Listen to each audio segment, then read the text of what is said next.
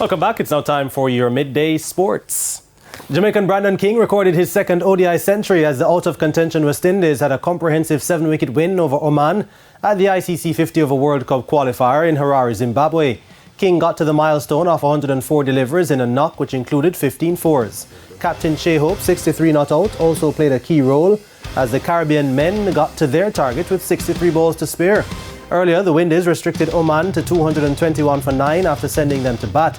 Suraj Kumar, 53 not out, and Shoaib Khan, 50, put up the most resistance as Romario Shepherd bagged a 3 for 44 and Kyle Mayers 2 for 31. The Caribbean men were eliminated from the World Cup after their loss to the Netherlands on Saturday. And the West Indies women won a last ball thriller against Ireland women to take a 1-0 lead in their 3-match T20 series in the match played at the Darren Sammy Cricket Stadium in St Lucia on Tuesday. The Windies women restricted their Irish counterparts to 112 for 7 off their 20 overs after asking them to take first strike. Laura Delaney top scored with 34 and Aimee Richardson made 22 against 3 for 22 from captain Hayley Matthews and 2 for 22 from Cherry Fraser. Matthews then top scored with 37 and Afi Fletcher made 19 as the Windies women eventually got to victory at 113 for 8 of the final ball of the innings. The second match will be played on Thursday at the same venue. The Windies women had earlier won the 3-match ODI series 2-0. The Reggae Boyz will face Guatemala in the quarterfinals of the CONCACAF Gold Cup on Sunday after the Guatemalans beat Guadeloupe 3-2 in their final Group D match on Tuesday.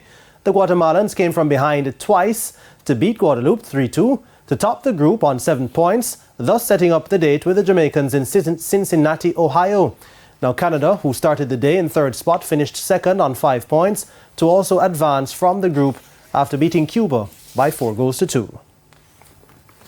And Jamaica increased its medal tally to 11 at the Central American and the Caribbean Games in El Salvador and the Dominican Republic following Tuesday's action. Jordan Turner mined silver in the men's long jump with a best leap of 7.65 meters. The event was won by Alejandro Parada of Cuba with a 7.88 meter effort. Troy White was unable to add to the nation's tally as he finished 6th in the men's 400 meter hurdles. Earlier, Blaise Bicknell secured bronze for the country in the tennis competition after winning the third place playoff in the men's singles competition.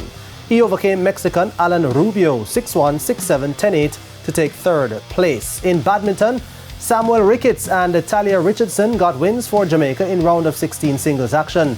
Richardson then paired up with Winter to beat the Venezuelan team of Mariangel Garcia and Maria Rojas 21-14, 21-12 in women's doubles quarterfinal action.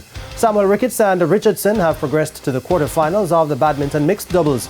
The two won in straight sets against Mariangel Garcia and William Barrios from Colombia 21-8, 21-6. Elsewhere, the country's men's hockey team ended 5th after a 4-3 win over Guyana. The nation's net bowlers hammered Cayman Islands 1-16-10 in their Group A match to make it 2 wins from 2 at the games. And in archery, Emma Russ and Ronald Dina both suffered defeats. Action continues today.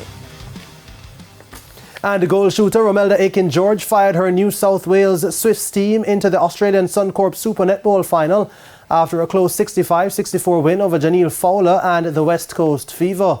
After leading 51-46 heading into the final quarter, the Swifts put on a shooting clinic, outscoring their opponents 19-13 to claim the victory at the Sydney Superdome. Aiken-George was nearly perfect, scoring 25 goals from 26 attempts. They'll play the Adelaide Thunderbirds at the John Cain Arena in Melbourne on July 8. And that's it for your midday sports report. Shamela? Thank you, Jordan. And that's the Midday News. I'm Shamela Pullen. Join us at 7 for Primetime News. On behalf of the news, sports and production teams, good afternoon.